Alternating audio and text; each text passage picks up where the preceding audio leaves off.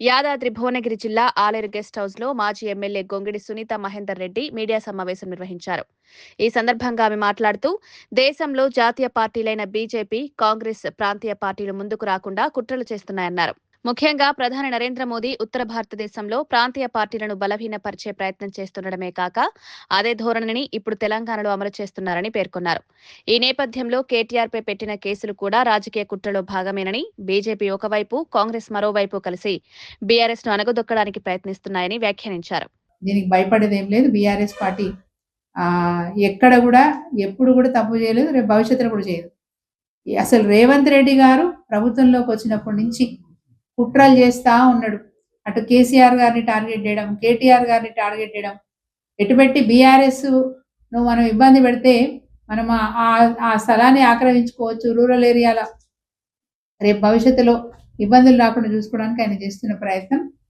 మరి గతంలో కేసీఆర్ గారు కూడా కాళేశ్వరం మీద ఈడీకి ఎంక్వైరీకి వచ్చేటట్టుగా ఎట్లా బడేబాయి చోటబాయి కలిసి ప్లాన్ చేసినారో మనందరికీ తెలుసు. అదేవిధంగా కేటీఆర్ గారిని, హరీష్ రావు గారిని అనేక మార్లు అనేక రకాలుగా మరి కేసులు పెట్టి ఇబ్బందులు పెట్టాలని ప్రయత్నం చేస్తూ ఉన్నారు.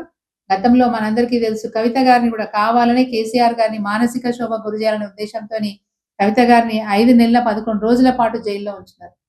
ఈ విధంగా మరి కేసీఆర్ గారిని, కేటీఆర్ గారిని టార్గెట్ చేసుకుంటూ బీఆర్ఎస్ పతనాన్ని కోరుకుంటున్నారు. వాళ్ళు ఎంతైతే పతనాన్ని కోరుకుంటున్నారో అంత ఉవ్వెత్తున రేపు ఖచ్చితంగా ఏ ఎన్నిక వచ్చినా, ఎలాంటి సందర్భం వచ్చినా బీఆర్ఎస్ పార్టీ ప్రజల మన్నలతోని, ప్రజల ఆశీర్వాదంతో తప్పకుండా రేపు రేవంత్ రెడ్డి ముక్కు నీళ్ళకు రాసే విధంగా అంత ఎత్తుకు ఎదుగుతుంది. ఖచ్చితంగా ప్రాంతీయ పార్టీల్ని మీరు తక్కువ అంచనా ఇస్తా ఉన్నారు.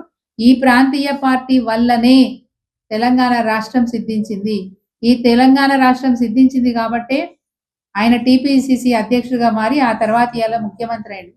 ఇలా కేసీఆర్ గారు రుణం నువ్వు 1000 జన్మలు వచ్చినా తీర్చుకోవు రేవంత్ రెడ్డి.